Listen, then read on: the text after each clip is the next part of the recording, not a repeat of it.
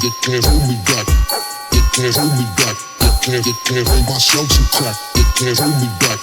It can't hold me back. It can't hold me back.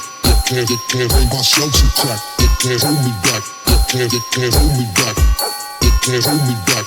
It can't hold my shell too crack. It can't hold me back. It can't hold me back. It can't hold me back. It can't hold my shell too crack. It can't hold me back. It can't hold me back. It can't hold me back. It can't hold my shell too crack. It can't hold me back. It can't hold me back. It can't hold me back. It can't hold my shell too crack. It can't hold me back. It can't hold me back. It can't hold me back. It can't hold my shell too crack. It can't hold me back. It can't hold me back. It can't hold me back. It can't hold my shell too crack. It can't hold me back. It can't hold me back. It can't hold me back. It can't hold my shell too crack. It can't hold me back. What's good with everybody? Boxing First Vlog, back to hit you with another video. Now I'd be remiss if I didn't touch on the Garcia Redkach throwdown. Why am I really jumping in on this? Because it's just not a good start to the year for the guys from the city. And I personally think this is an upset opportunity to keep things rolling in a negative way for the Philly fighters right now. I say these things because Redkach has 3 tools that can make this just an awkward fight, make it a toe-to-toe fight, make it a boxing match. He has heart, we know that. He's already lost, so that shouldn't be a mental problem for him. He's rolling right now, coming off a devastating knockout. Southpaw. Now, we know Garcia has a couple losses.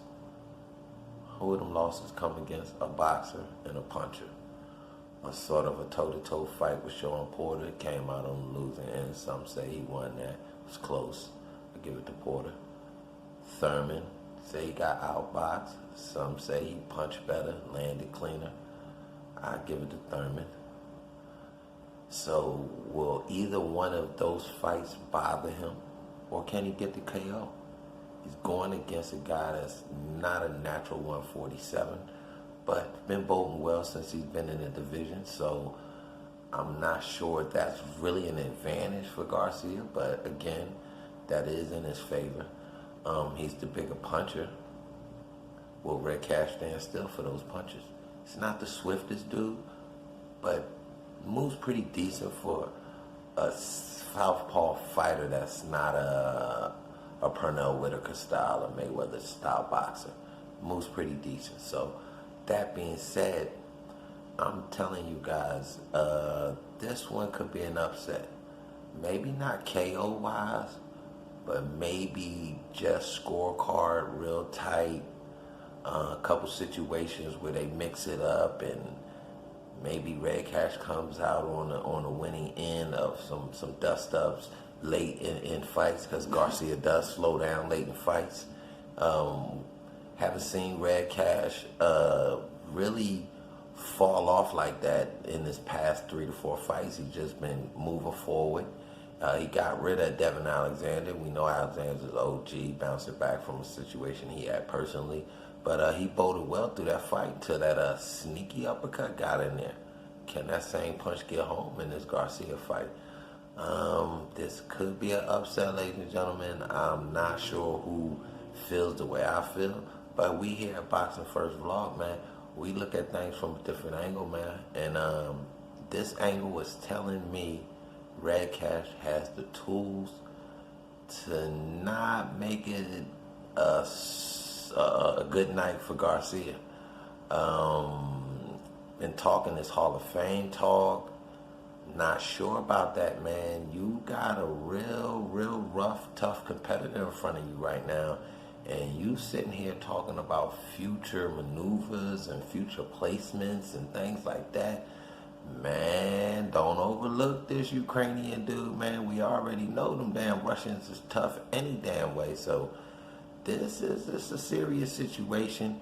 He's got a little bit of a home base out there. Big Russian scene out there in New York. So it's going to probably be a 50-50 crowd out there in Barclays, because we also know they have a big Latino, Puerto Rican population. So it should be 50-50, maybe 60-30.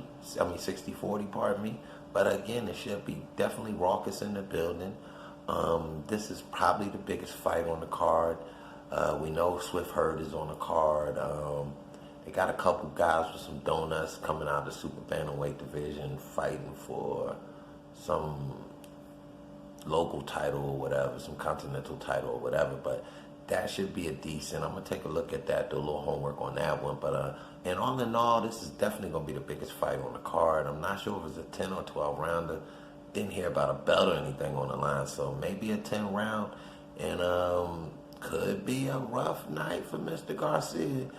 We stay tuned with your guy Boxing First. We'll bring you the results here.